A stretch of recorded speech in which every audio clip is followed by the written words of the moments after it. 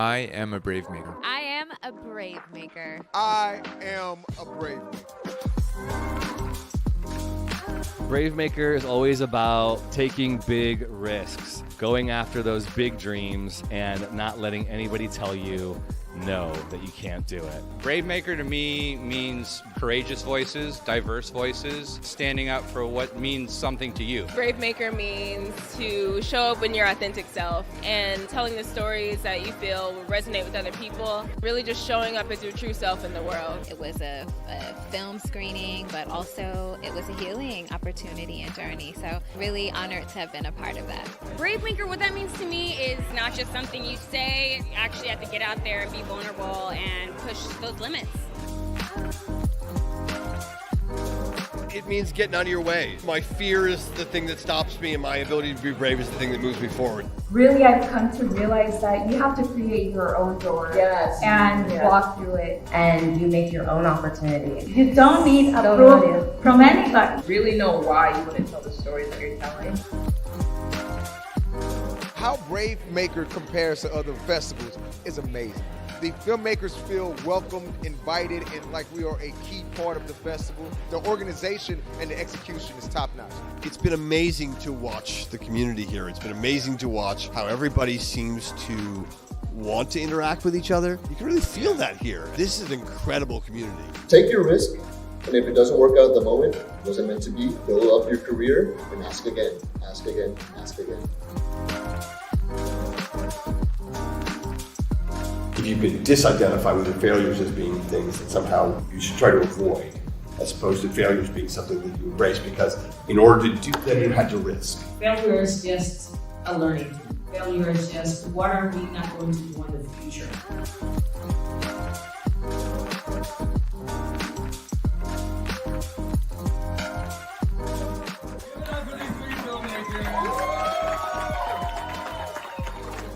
Push through every freaking obstacle. If I quit, then who? I do this because I need it, and I do this because I think everybody else will benefit from it.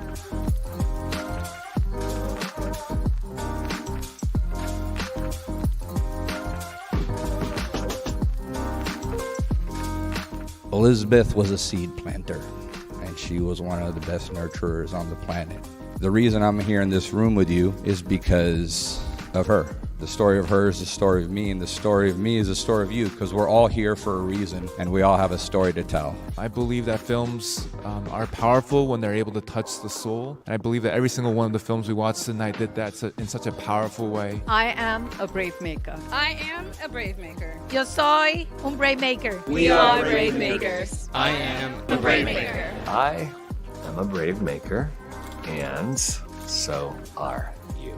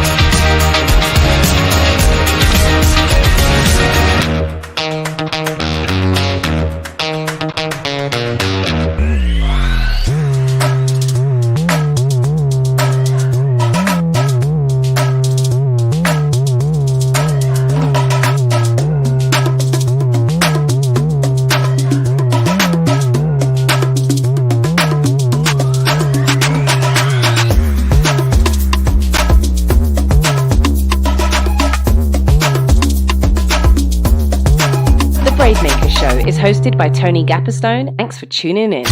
It's showtime.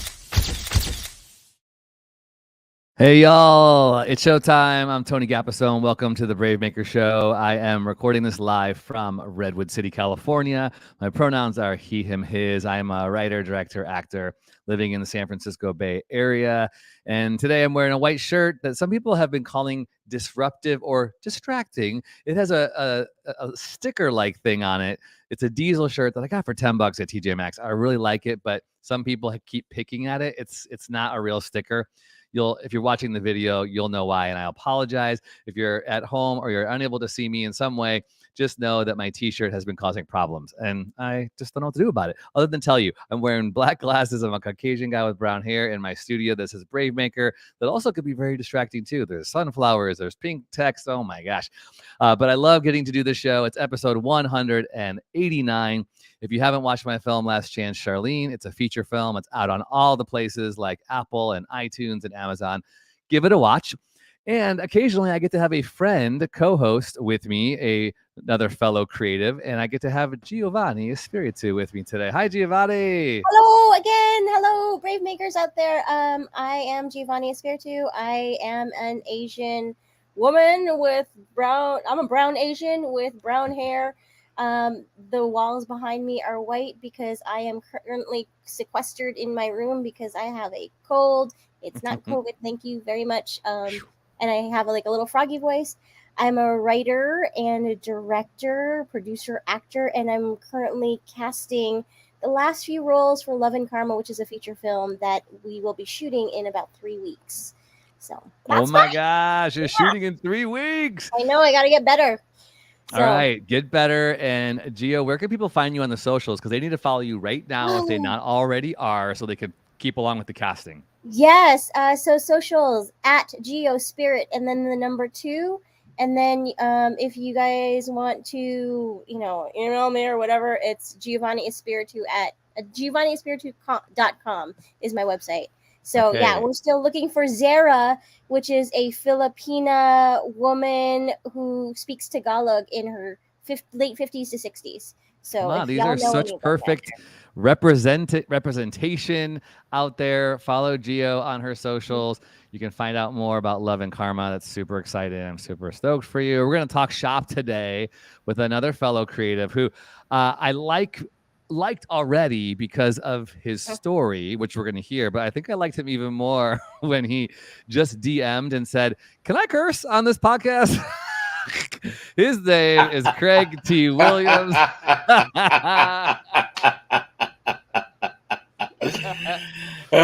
Yeah. I tend to sort of, go there just because I don't give a fuck anymore. So, see, there we go. Craig, starting us out. All right, Craig, you got a great laugh. Let's give the audience a introduction to you. Tell us where you are, who you are, anything you want to say about your pronouns, identities, and all that kind of fun stuff. Yeah, absolutely. Hey, Tony and Gio, thank you so much for having me. I'm really looking forward to this conversation. I'm Craig T. Williams.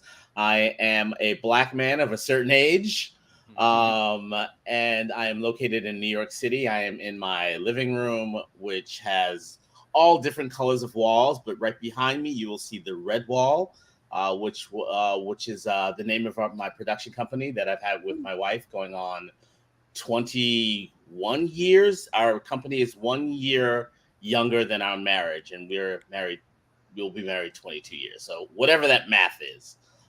So that's me, and I'm excited to be here. Right on. Well, let's hear to starting out. We like to start with some origin stories. You kind of blew up into the zeitgeist recently because of some really cool news, but you've been around for quite some time. You've done this production thing 20 plus years, you and your wife. So give our listeners a quick origin story to Craig T. Williams. Yes, I am a 22-year overnight success. Love it. I am a writer and producer. I do not direct. Although I have directed some commercial stuff. That's just because advertising people are terrified of actors. So I've stepped in and done that. But for the most part, I'm a writer. That's the way to my art and into the world is as a writer. And my wife and I started our production company 21 years ago, where we just kind of wanted to start making things that we wanted to see. And that started with me writing something for her because she was an actor. And I said, "Babe, I wrote this for you. Let's do it." But we didn't want to mess it up. So we started making practice films in order to make the real film. And our first practice film got into 25 film festivals. And then we made another practice film, and that one got into 50. And then people started asking us to create with them, to collaborate with them, to write and produce. And that just kept going and going and going. And now here we are all these years later, and we've made probably 100 film projects. We don't actually know. We just kind of lost count.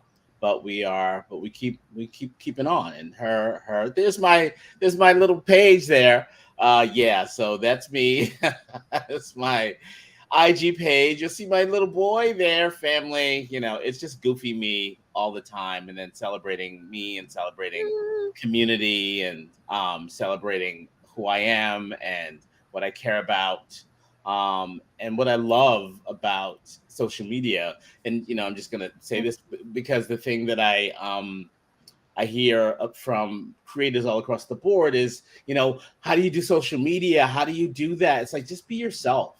It should feel like I'm talking to you. It should feel like I'm hanging out with you. So my social media is like you hanging out with me. I'm going to say some dumb shit. I'm going to say some funny shit. You're going to see my kid. You're going to see my wife. You're going to see me hanging out. And the thing that sort of got me here was this article. I posted on Twitter in early January that I got my first job as a TV writer at the age of 56. And I just kind of put it up on Twitter. I wasn't allowed to sort of name the show yet because of, you know, all the network didn't care to. And then that went crazy. I mean, hundreds and hundreds of thousands of impressions, likes, and all kinds of things. And the person from this article, Ebony Boynton Patterson, found me, and she said, "Do you want to do an interview?" I was like, "Okay, sure." And then we did an interview, and then 2 months after that, the interview came out, and then it's gone everywhere. I can't even fathom the places, the texts, the DMs. People have just been, you know, I was terrified to do it too, to be honest. Because my age, right? And it's the thing, like being in this business, when you are other, it is the thing that terrifies you about being other, is like people are going to say no to you because you are other. And ageism is one of those things. You know, I recognize my privilege of being a man, right? I know it's much harder for women. But, you know, I just said, listen, this is where I am. This is who I am. And I'm a 57-year-old, because I turned 57 in March. And I just finished writing on my first TV show. So there you go. That's amazing. Can I ask, like, I know you can't say the show, but how many weeks and how many people were in the writer's room with you? Yeah, there were 5 people in the writer's room. We were on from mid-January, and we stopped the room the last week of March. Did you find that your fears, like, when you got into the room, like, were any of them were they unfounded fears? Like, what was your experience in the writer's room? Totally unfounded, all in my head. They were amazing. My co-writers were amazing. I've heard a lot of horror stories from a lot of writers about their first rooms or their 5th room. But my experience was amazing from beginning to end. My voice was valuable and valued, and I was able to contribute in a way where I understood what, you know, I had to kind of get the sort of language and the speed of the room. But once I did that, you know, it's just about being in service to the showrunner and being of service to the project. And even though I've been kind of, you know, my own boss for a long time, that was a little bit of fear of mine, because I, you know, work for myself and I make my own decisions. And I was like, well, can I do that? Can I be in a room? But it was like, it was easy. I was like, listen, that's what you want. That's what I'm doing. And I'm going to give you the show that you want, because at the end of the day, their name is at the top of the list. And I want to be in service of that and serve our audience. So, I mean, it was amazing. I can't even tell you. I mean, you know, eventually you'll find out. But right now I still can't mention the name of the show. So Craig, yeah, as I mentioned earlier, I saw that buzzy little article going around. It also caught my eye too, because I'm a man of a certain age, and I understand, you know, my privilege and my demographic leads it, you know, in some regards to have a open the foot in the open door more sometimes than others. So I'm well aware of that. And at the same time, it's been so freaking hard. And I keep thinking, well, maybe when I'm like, when I'm the senior citizen, I'll get I'll get some special treatment. So I saw your article and I thought that's so cool. And then Amy, our producer, she pinged me and she said, we need to get this guy on the show. And so it was so fun when you sent in all your information, your headshot, which is great, and your bio. I mean, your bio was like, oh my gosh, this guy has been around forever. Like, yeah, 22-year overnight success. So you've got a lot of experience already. Yeah. Can you talk a little bit about, that journey? Did you always see yourself in a writer's room? Was it kind of like, did it just sort of become happenstance because of the experience, or bring us into a little bit more of those details? Yeah. I mean, I was a writer producer here in New York for a long time, and like most of my contemporaries, we all had sort of the Sundance dream or the Tribeca dream, getting our features, our low budget scrappy thing that was the darling of the indie film, but that did not happen. I made a lot of stuff, a lot of garbage, but I kept doing it. Because, one monkey don't stop no show. You got to keep doing. You got to keep being creative. And I think it was about 5 or 6 years ago when TV started to explode. We got all these channels. Like, we didn't know what a Hulu was 6 or 7 years ago. And then Netflix and all these things that sort of changed the game in terms of needing content. And I had all these short films that I'd written and had all these scripts that I'd written. And I said to myself, I want to be a TV writer. So I took a couple of workshops, and I found myself in a pitch workshop trying to figure that out. And I got into this workshop by a woman whose name is Liz Garcia and Francine Volpe, who are both TV writers. They were at the beginning of working on a show called P-Valley. And the room was just opening. And we were working on how to pitch a TV show. And one of the questions that they asked when they went around the room is, what is the thing you are scared to say out loud? And a guy next to me, middle-aged white guy, I said something, right? And it was just a lie. It was bullshit because I didn't feel comfortable like revealing myself to these strange writers, because writers will, write you into their stuff. I know I do all the time. And so I said something, but it was garbage because, it wasn't true. And then the guy next to me said, middle-aged white guy, he said, I feel like I'm too old to do this. And that hit me like a ton of bricks. I think I was 50 at the time. And I said, I'm going to raise my hand and say, yeah, what I said was nonsense. That's the thing. And both of these women who were, women in the business, who had been in writers' rooms, looked at me, both of us, and said, you are not too old. And that was all I needed. I needed that validation from somebody who'd been in rooms to say, don't even worry about it. Don't even think about it. It's not your concern. You have life experience. You have writing experience. You have stories to tell. That's what TV writing is. And I was like, oh. And from that, it was off to the races. I wrote the next thing. And the next thing got this thing happened. And I won this thing and I won that. And then I wrote something else. And then that thing got me into the Warner Media Fellowship. And that thing kept happening and that thing. So it was that moment of me just deciding for myself that I was worthy of the dreams that I had. Yeah. What was the interview process like to actually get into the writer's room for this particular show? Okay. So here's the fun part of this story. So the showrunner is somebody I've known for 20 years. But I haven't actually spoken to in probably 10. Because he used to live here in Brooklyn in New York, and then he moved to Atlanta to sort of, the Atlanta became the boom of filmmaking and of all kinds of things. And so he moved there and sort of, got connected with networks and all kinds of people. And then he got the opportunity to do this show. And so the show that I'm on, it's actually the 3rd season of it. So he already did 2 seasons. And he called me up one day. He actually DM'd me on Instagram and said, hey, can I talk to you tomorrow? And do you have a sample you could send me? So I sent him a sample of a script. And then we got on the phone. He's like, "Hey, man, so I'm getting a third season. I think I'm getting a third season of this show. And if it happens, I want you to be a writer on my show." That was it. That's how I got the gig.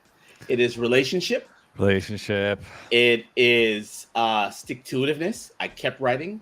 I kept keeping myself relevant. I posted when I had a win. I posted when I had an almost win. I posted what I was working on. I shared with my community. I also engaged with my community on what they were working on and doing. And that kept my voice, my person out there alive. So that when he was thinking about it, he was like, "Oh, I know who I'm going to reach out to." And he barely read my sample. I just want you to know that. He said I read like 5 pages. He's like, "Yeah, it was fine. It's pretty much what I thought it was going to be." He just wants to make sure. Does he know how to write a sentence? Does he know how to form a script? You know, exactly. And then also, I think, you know, because I've had a couple of showrunner meetings, I've been, you know, fortunate to have those. They really are, once they get past the writing part of it, they just want to see if they can be in your presence for more than 3 seconds. And it's a gut feeling, right? You get on the phone with somebody or you get on a Zoom call, you're like, "You know what? I want to hang out with this person. I just feel it in my soul right away." And that's what I go through when I'm either building a project as a producer, when I'm meeting with crew, I'm interviewing directors. I know in 10 seconds, not that the person isn't, you know, we're all crazy, right? But is that person my crazy? And can I deal with this for however long this is going to be? And it's a gut feeling that you have to trust or not. Yeah, you're speaking so much industry like knowledge, you know, for all of us. Yes, you need to be skilled. You need to have a handle on the skills required to write a script, but also, are you a good person? Are you someone that people can hang out with 10, 12, 14 hours a day? Was this a in-person writer's room, Craig? It was a Zoom room. Okay, cool. Even better. Yeah. I mean, in some way, it's like, that's cool that those things are still happening. Yeah. Because you could do that from anywhere, right? Absolutely. And that was a big change, you know, that, you know, the thank you pandemic, and that's a terrible thing to say, but it was a thing that, because before that, I'm in New York. And I had a kid. My wife and I, we had an 18-year-old kid. And I was a Black father who was very involved in my son's life. So the idea of moving across to the country, to LA, without taking everybody with me was just not going to be an option for me. I made my choice about how I wanted to live my life. And the pandemic changed that. It changed our accessibility. We were all on Zoom all the time. So all these Zoom rooms popped up. So that was the way I was able to participate in the fellowship and to be in a show. But because our son is 18, listen, if they'd said they're based in Atlanta, they'd said, "Hey, you need to come down to Atlanta," yeah, I'd be there. You're like, "Peace, New York." What are the deadlines like in a writing room? Does it depend on each show, or like how does that work? Yeah, it does depend on each show. So we had it was 7 episodes of the show, and each week, each writer, there were 5 of us, so we all had at least 1 episode that we were the lead of, and then I ended up actually being the lead of 2 episodes, episode 4 and then the finale, which was just like, I know, that's exciting. I know, it's very cool. Listen, it's very cool to be tasked with that. So the way that our room worked, and this is my experience, you know, we sort of did a beat sheet, we wrote the episode, the lead would then take the episode, and each writer would contribute whatever scenes they thought that could be most helpful on. Then the lead would take those scenes, put them together, they'd have their run through of it, you know, what felt like the show that they wanted to write. And then we'd all read it out loud together. And then the showrunner would say, yes, I like that, move that here. No, I don't like that. And then we do a rewrite, and then we'd send it to network for notes. And that's kind of how we did each episode. Was it like a week or that you have to do that process? Yeah, about a week. Yeah, week, 10 days ish. Yeah. So kind of going back, Craig, I heard you say that this this role kind of fell into your lap through a friend, but you hadn't spoken to in a while. Yeah. There was a DM that came through social media, and if you go through your social media, by the way, you should follow Craig at Red Wall Pro. That's his production company. You're gonna see a lot of life, as he said. Craig likes to get down, and if you're not watching it, you're listening to this on the audio of the podcast. Craig could really cut some rug. I see he's got some clubbing going on. So yeah, so there's a lot to love about you, Craig, and a lot to give your human side. So I think that's really important. You know, we are a social, people. The creative industry really is. Unfortunately, social media can be this thing for some of us that we avoid or that we kind of throw under the rug or we mock, but if we use it for good, it can really benefit. So I'm excited for that. Can you talk about the program you got into, the Warner Brother Access program, and what that was like? Because a lot of our writer friends talk about contests and submitting scripts, and that's another way that people can kind of make connections and or break in, however you want to describe that. Yeah. All of that stuff has become contests, fellowships. There's always this controversy around it. Is it helpful? Do you get what you're supposed to be getting out of it? And the money, the fellowship applications are free. I got into that because it goes back to me starting to find my voice as a writer after somebody saying to me, "You're not too old." So then I wrote the thing only I could write, and then I wrote it again, and then I was developing my voice. And I entered this fellowship, and one of the questions, it was the Warner Media, then it was Warner Media, now it's Warner Media Discovery. And you're looking at the application, and they asked, one of the questions was, how many times have you entered this competition? And I looked it up because I hadn't thought about it. I had entered 5 times in like 7 years. And so now I'm all in my feelings. I'm like, well, obviously they don't want me. So what the fuck am I doing now, entering this thing again? So I was like, I'm like, you know what? What difference does it make, right? So I think, the universe, kind of be like, I don't care about it. I don't care if it happens. Doesn't matter. And I entered, and you get the email saying, hey, you've moved on to the next round. I'm like, oh, okay. And then there's an interview, and do the interview, and you got 6 or 7 executives who have read your material and are excited to talk to you and just kind of want to get to know who you are.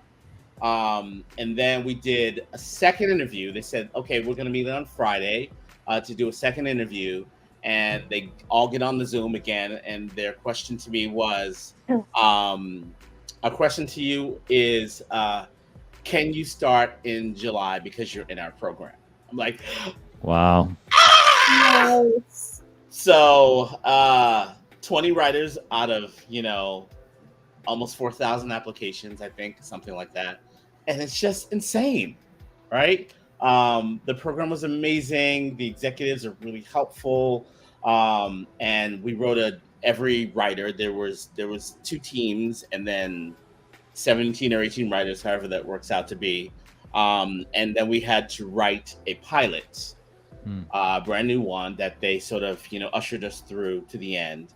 And it was just a really hard, you have deadlines, you have things you have to meet. It's all on Zoom, so it's a little exhausting, but you really only meet once a week for a few hours, but it's a lot of energy sort of expended because you're feeling the pressure of writing. You're grateful that you get a chance to sort of really focus on a thing and that you're having help go through it. But it feels like a lot of pressure because at the end of this, you don't know what's going to happen, which is part of it's introducing you to the industry, the Warner Media family, as a writer that they have vetted, that has created this new property with them that they don't own. I still own it. Oh, that's awesome. Yeah, plus my other properties. And then they put together a portfolio with all the writers and all their different, projects, and then send it out into the world. And and the thing that was, a little bit challenging is that while we were all doing that, Discovery is buying Warner Media, so there was a lot of kind of things happening that we had no control over. But that's just the way that the industry happens.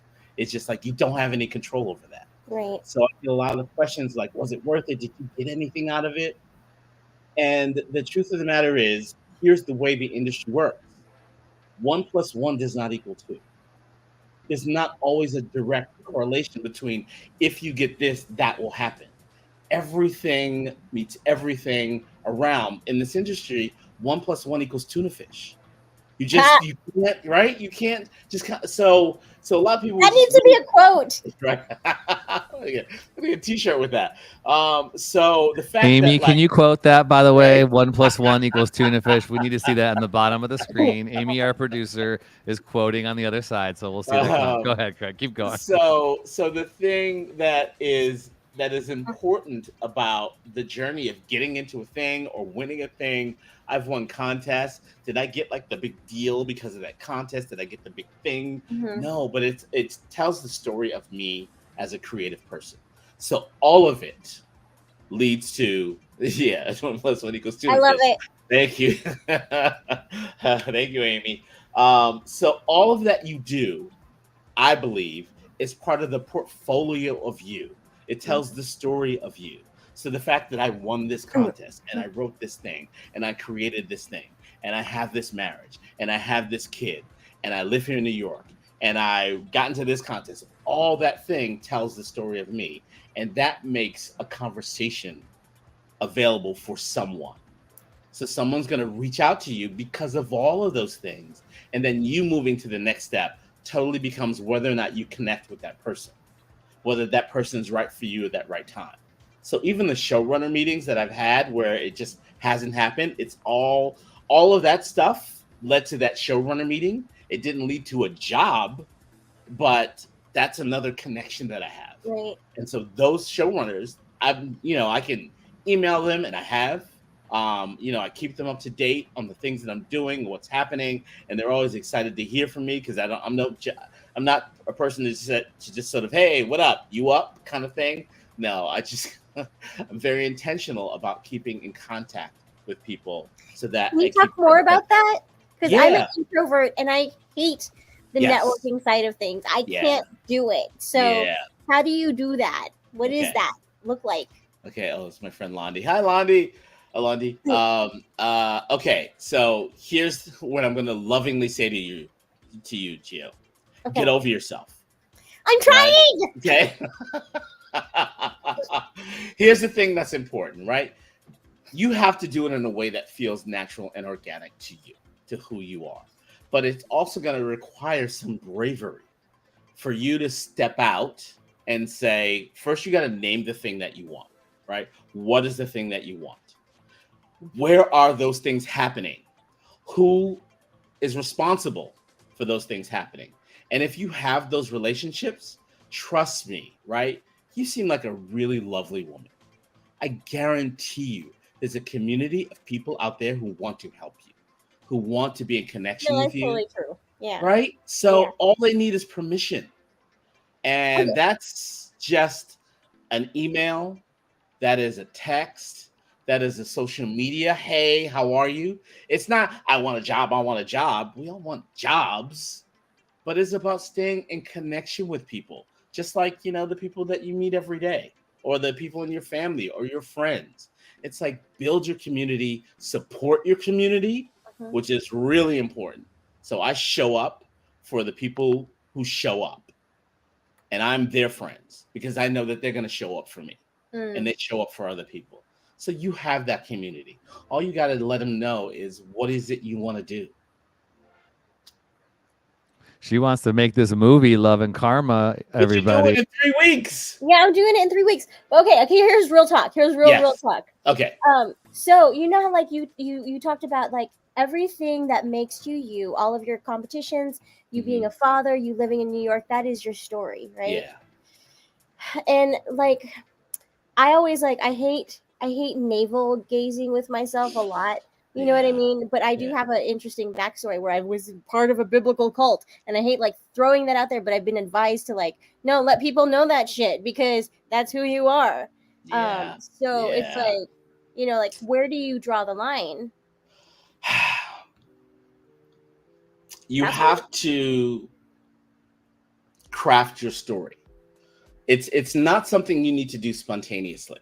One of the things that we got to do in Warner Media, all of them were helpful, but particularly a woman named Carol Kirshner. Yeah. Yes, right. She's amazing, right?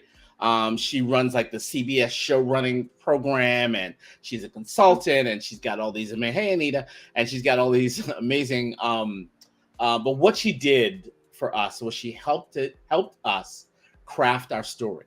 So what you got to do is you got to write down all the things that you are, all the things that you do, where you've been. When I pitch a showrunner, I've got a 1-minute pitch that I've written out that tells the story of who I am, where I started, who I am, the kind of things I write, and what I eventually want to end up, where I want to end up, right? And it's a story that I've crafted, that Carol sort of gave us these bullet points on how to do that. And then you practice it. You practice it over and over again. You have to practice being authentic. It's a skill. It's not something you need to pull out of your ass. You need to find out what that story is of you, right? You growing up in a cult, listen, there are shows right now that are looking for you because you got that cult experience. But if you don't share that as a sort of method of introducing yourself when the opportunity is necessary, but crafting that is how you're going to do it. And that's just you sitting down. I was born here. I did this. This is my interesting thing about me is I was born in I was in a cult. And people are like, oh, tell us more about that, right? So I have a pitch somewhere. I don't have time to look it up, but it's a thing that I just kind of do everywhere. I usually have it memorized, but I haven't done it in a while, so I don't know what it is. But can you tell us a little bit about it? Can you do it for us right now? I will try and look it up because I have to kind of, I should be good at this. Even if you paraphrase it, just all right. Give you some. Hey, see, now you get me nervous. You're getting me all nervous. Craig, you're not perfect. Come on, I'm not.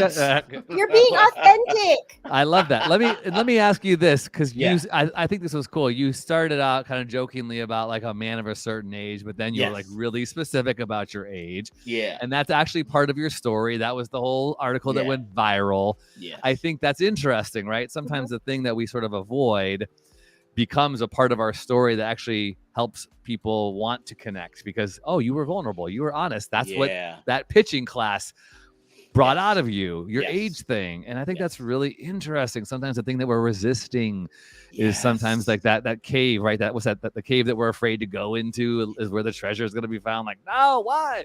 Yeah. And it's the thing that sort of sets you out. It sets you apart. And it's the place where your art lives. In that place that is special for you, but you just haven't been able to name it yet. And I remember being on a call with Glenn Mazzara, who's the showrunner. And I had a friend who introduced me, and I say, I'm a big fan.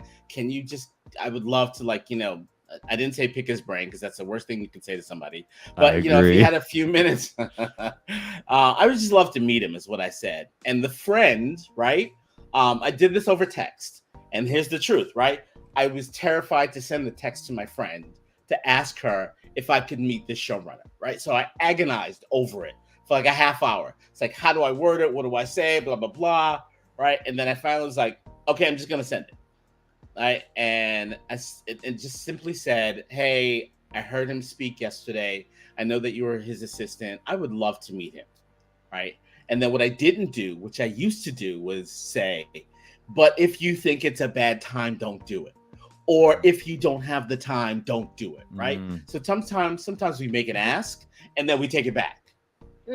Don't do that. Stand in your power. So I sent the text, hey, I would love to meet him. Do you think you can arrange that, or whatever I said? Within 30 seconds, she said, for you, anything.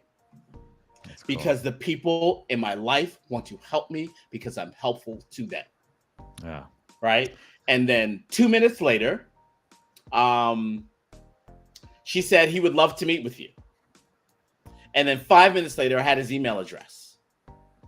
And then we made a Zoom call the next night. That's how quickly that happened. And of course, now I've got my strategy. I'm going to meet this showrunner who's, written all these amazing things. And he said, just tell me about yourself. And so my idea was, I'm going to get him to read my script, of course, right? Because that's why I'm here, right? But I was waiting for that. He's just like, tell me about yourself. Talk to me like a human being. And so we're in each other's homes, right? He's on a Zoom call. I'm on a Zoom call. His kids, teenage sons, are going in and out. My teenage son, my wife are sort of circling around. We're in real life. So whatever agenda I had, I just became a human being talking to another human being. Mm-hmm. That was it. And so we talked about writing. We talked about different shows. I asked him what he was working on. He asked me what I was working on. And he ended up asking me about my writing. And I said, well, I'm writing this and this and that. And he just kind of said, you know what? You write the grounded Black family experience. I was like, oh, I do. No one had ever articulated that to me before. Cool. I didn't even see it. But he just saw it just from the things I told him that I was writing. That's what his experience could do. And now that is part of who I am. I write the grounded Black family experience. So succinct, right? It's like this one sentence and people know, oh, okay, cool. There we go. So, all right, I'm going to do my pitch for you. Let's hear it. Hey, I'm Craig. I'm a native New Yorker who writes dramedies. I grew up in Harlem. I was a teen tennis champion, winning tournaments up and down the East Coast. That got me a scholarship to college, where I graduated with a degree in finance. I headed to Wall Street to make my fortune as a stockbroker. I quit my first job after 3 months. That wasn't the life for me. So with my tennis skill, I became a professional tennis bum, giving tennis lessons to well-heeled New Yorkers. I took that cash and I traveled to 20 countries in 5 years. And when people heard I was from New York, I got, what's Harlem like? What's Biggie like? But the question that I got more than a couple of times that really surprised me was, how many times have you been shot? And what you realize is that what people are getting from film and TV is that Black people were victims or villains. That's when I started writing. I came back to New York and immersed myself in the indie film scene. My life changed when I stumbled onto a set and the leading lady was the most extraordinarily beautiful woman I'd ever met. We clicked, we fell in love, got married, and we used our wedding money to buy a camera. To date, we've made more than 100 projects together, me as writer-producer, she as director. We just celebrated our 21st wedding anniversary. We have an 18-year-old son who is a delight and a horror. All of that puts my writing in the grounded Black family experience. And with those scripts, I've come in second place in the page. I've been in the Warner Media TV Writers Competition, Fellowship, Labs, and that brings me to you. Yes, nice, well done. So if you're a showrunner and you're listening, you're gonna hear that again. I just want you to know. We'll cut that up and put it in a nice little package for you, Craig, and send it all over the internet for you. But that's it, really right? Cool. And that was just me taking parts of my life and crafting the story of my journey. Yeah. And that's what you can do. That's what you can do too, Tony. You got a whole life. You just kind of got to say, this is, and the thing that you want to get to is, this is why I do what I do. These are all the things that are the components of me and what comes out and what I do. As an actor, as a director, as a writer, whatever it is you do, this is my territory. Well said. I love well it. done. We all need to craft that little pitch for ourselves. We're so used to pitching our stories, casting our films, raising money for our films, but our life, that's BraveMaker's tagline is, brave stories change the world and you are the story. we have to figure out how do we live our story. Our life is a story. So thank you for articulating that so perfectly, Craig. Yeah, this has really been like a master class. Thank you, Craig. Like, this is like invaluable. Londi is also watching right now, who's also on the show like 100 episodes ago. Oh, she is. Of course she is, because Londi's amazing. She's and we met, Londi and I met on Clubhouse. Oh my gosh, Londi, yeah, is Clubhouse still a thing? Because I remember she was big in that space for a long time. And, and I don't know if we that were both exists there in anymore. rooms How cool together, is that? but we ain't got time. We're all back to work, so we're not on Clubhouse anymore. But we just Well, that's when we met. I agree with Gio. Thank you for your time and for speaking into us. And I know I could talk. Is that it? We're done? We're Is not that done it? yet. Don't go Okay. away yet. We're not done All right. yet. Okay. But your energy is so great. You Mhm. have such a life-giving presence. And yeah, we could definitely go longer with you, but we'll have to bring you back again when you can talk about your show, Craig. That's The fourth episode and the finale. I have it in my brain. Yes, nice. And wait, did I read somewhere? Oh my gosh! Wait! I have to ask this before we do our Brave Faves. Yeah. Do you have a feature like that you're developing with somebody very special attached? Can you say anything about this? Yes. Yeah. Okay. So, yes, it's a feature film that I wrote called Hanging by a Thread, which I have recently renamed Unravel and Cut. And it doesn't matter what it's about. But okay, so here's the thing. My wife, Rosalind, when she was 18 years old, and I'm not going to tell her age, but she's around my age. She met this actress at a thing called Artist Recognition, which I think still exists today. But what they would do is they'd fly down all these, actors and creative people to like Florida to sort of mingle or to meet each other, some sort of recognition thing. And there she met a young actress from Rhode Island by the name of Viola Davis.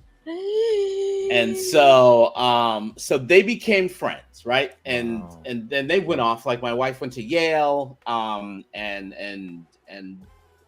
Viola went to Juilliard, but they met again because they ended up doing Broadway together. So they went a Broadway play together. They've done, I think, one or two, I don't remember. But they've just been friends all this time. And I met Viola when my wife and I met, and Viola was at our wedding, and she did a reading at our wedding, and then we were at her wedding to her husband Julius. So they're friends. So cool. And as she sort of became Viola, she was just I mean, she's still Viola. Trust me, she's as real as day one. But as the world sort of discovered her, and she and her husband were just like, listen, we're going into a lot of these rooms where there ain't a lot of us in it. So if you ever have anything you want some help with, just let us know. And the friendship is more important than anything. And so we wanted to be really intentional about what we brought to them. And we brought this movie that I wrote and my wife is going to direct. And they are our executive producers, Viola Davis and Julius Tennant. That's amazing. And all goes back to relationships. You never know who you are developing a relationship with now. That's it. It comes around. That is. Yeah. That is great. Congratulations. Yeah. Congratulations. All right. Well, we're not going to let you go yet. It's time. It's time for Brave Faves. TV shows, films, books, songs, technology, clothing, podcast, food, and more. These are a few of our favorite people, places, and things. Brave Faves.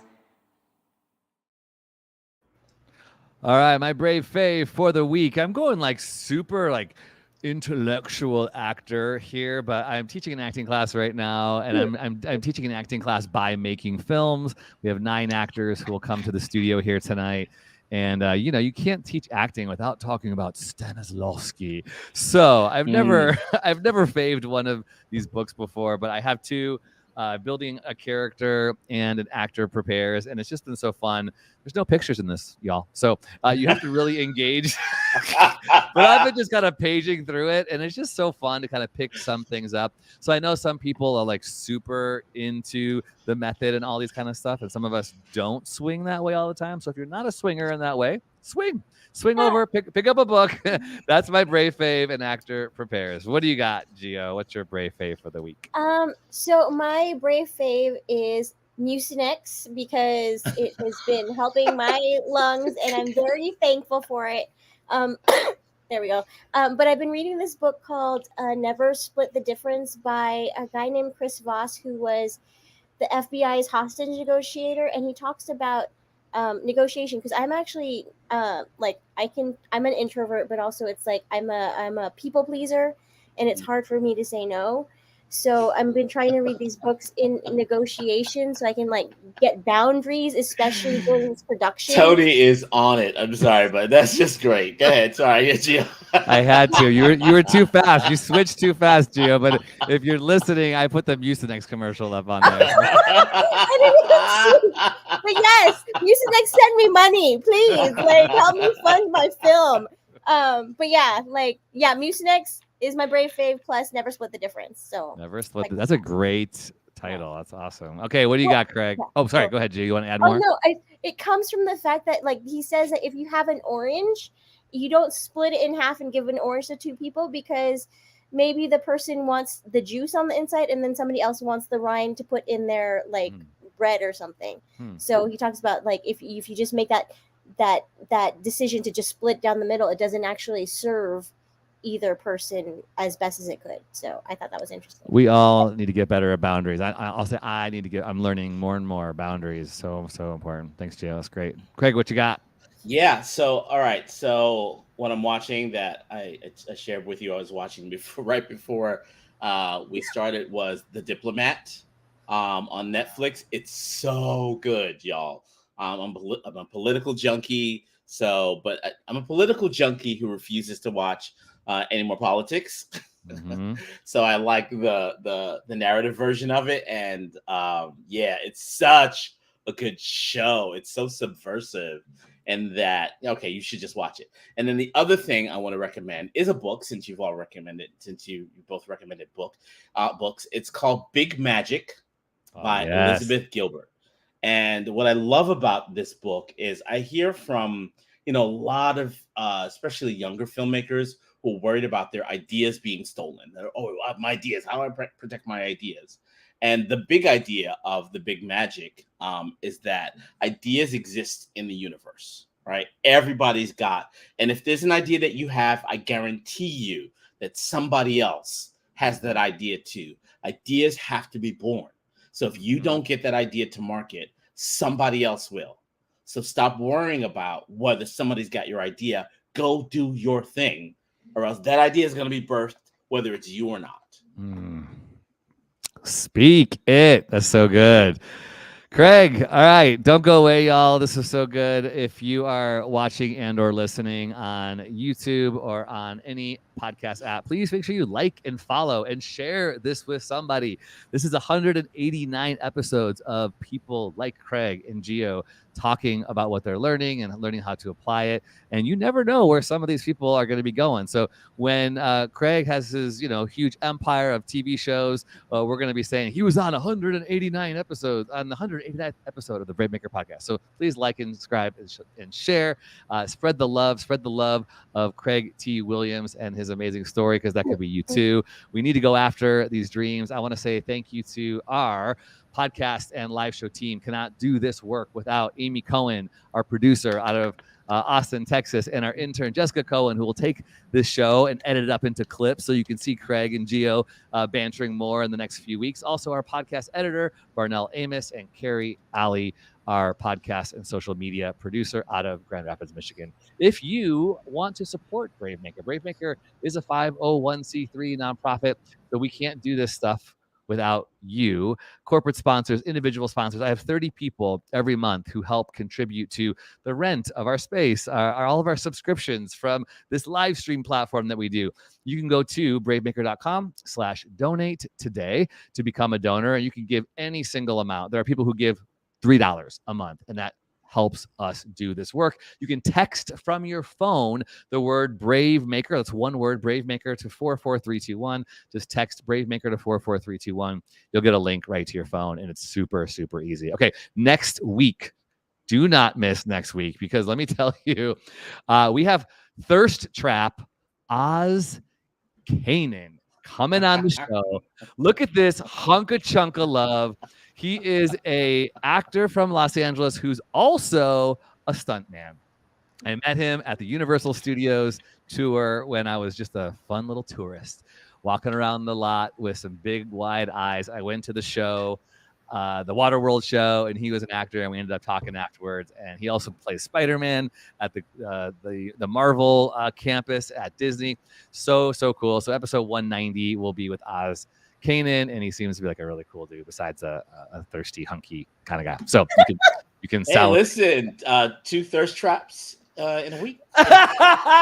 Yes! There we go. Yeah, baby. Hey, own it. Look at manifesting it, owning it.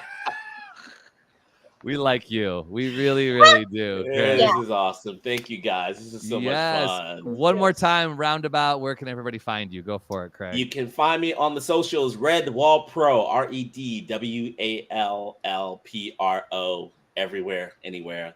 That's how you find me. RedWallProductions.com is my website. Yeah. I'm going to stay connected. I'm going to keep following. I'm going to be rooting you on and excited. And who knows? We might be collaborating someday. Gio, where can people find you? People can find me on the IG at GeoSpirit and then the number 2, or actually try this website, herhunger.com. I just kind of put that up there. Ooh, herhunger.com. I like it. Is that your film? No, it's actually I did it LLC, y'all. It's my congratulations. So yeah. herhunger.com. That's huge. Awesome. And I'm Tony Gapastone on all the socials. Find me Twitter, Insta, Facebook if you still use it. And we're BraveMaker.org on all the socials. That includes TikTok. And don't forget, our film festival is July 13th through the 16th in Redwood City, California. We have writer, showrunner Nicole Levy from The Recruit on Netflix who's going to be with us. We have Zimran Jacob, screenwriter from LA, and a bunch of other people who are going to join us in person for workshops. Do not miss it. Thank you to Craig T. Williams and Giovanni Espiritu for being here. Please, you two don't go away because I want to take a screenshot. It's kind of like how you do photos, selfies online. So we'll be right back. Don't go away. All right, everybody, brave stories change the world. You are the story. Till next week.